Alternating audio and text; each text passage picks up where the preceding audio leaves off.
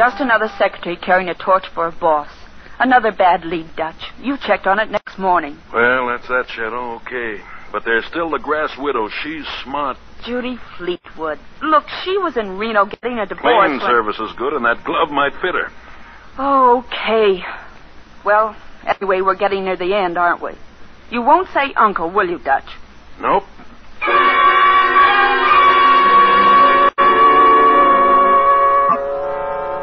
I drove over to Encino to Judy Fleetwood's ranch, a big rambling place that sprawled over several acres, complete with stables, swimming pool, and pictures.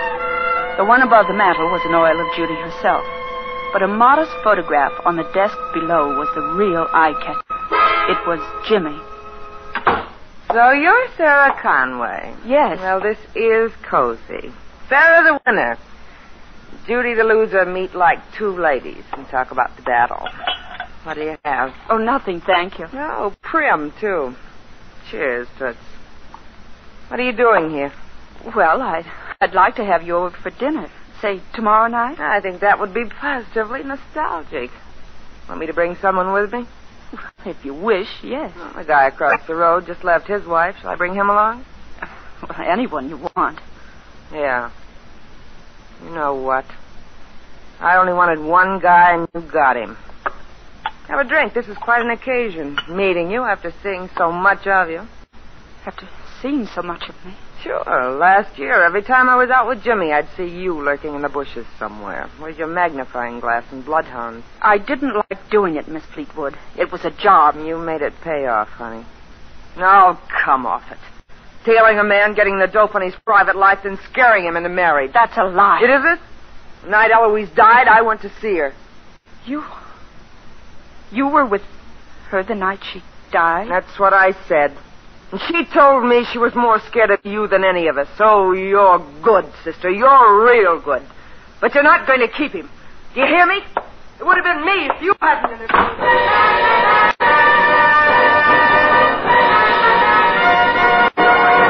Give it to me.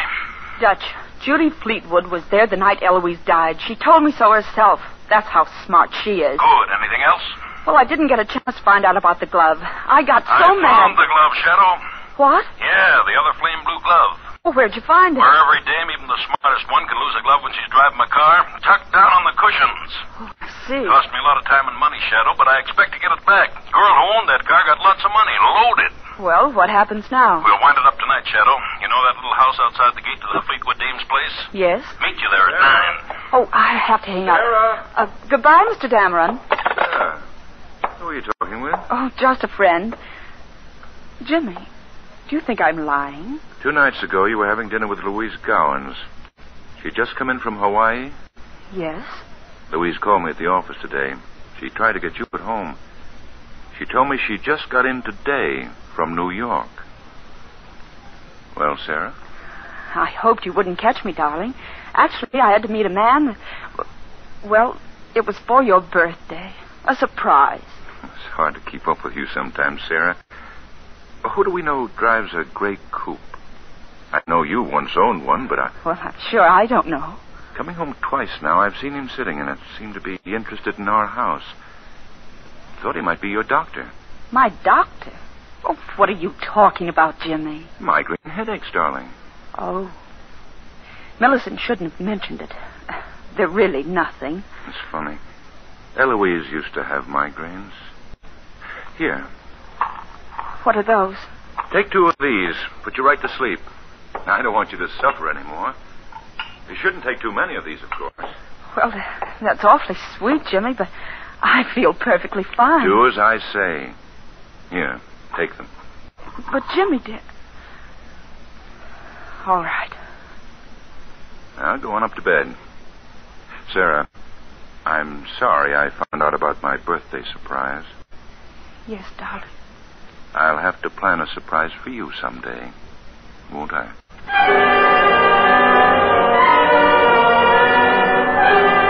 I pawned the sleeping pills, of course. Another little trick you taught me. I waited in my room 20 minutes. I could hear Jimmy listening outside my door. Then I quietly dialed the operator and told her my phone seemed to be out of order and asked her to call me back. As soon as it rang, and I heard Jimmy race to answer downstairs, I was down the back stairs and out of the house. I was still 10 minutes early for our appointment at Judy Fleetwood's. I was quite calm. The night was dark, and I had my gun. I stood in the shadows and waited for you. I expected to hear your car first, but you fooled me, Dutch. I couldn't make out the shadow across the driveway, but I could smell the pipe smoke, and I fired. Dutch! Dutch! All right, Shadow. Oh! Drop it. Dutch! I said drop it. You never did learn how to shoot a gun, did you, Shadow? But you learned everything else.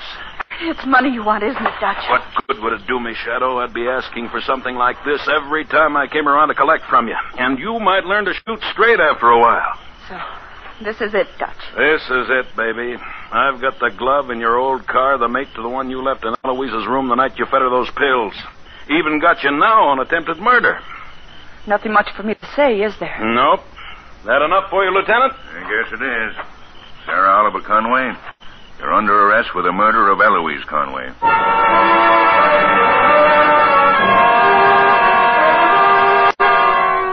Jimmy came to see me today. He said you phoned him yesterday and told him I would attempt to kill you because you were closing in on me for Eloise's murder. Dutch, Jimmy gave me 2 sleeping pills after he talked to you. He was trying to keep me from doing anything until he could think of some way out of all this. But you wouldn't understand what that means to me, I guess. You never loved anybody, Dutch.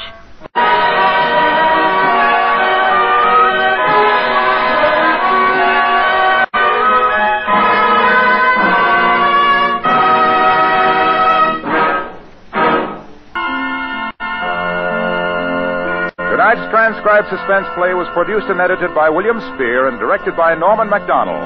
Music for Suspense is composed by Lucien Morawek and conducted by Lud Gluskin.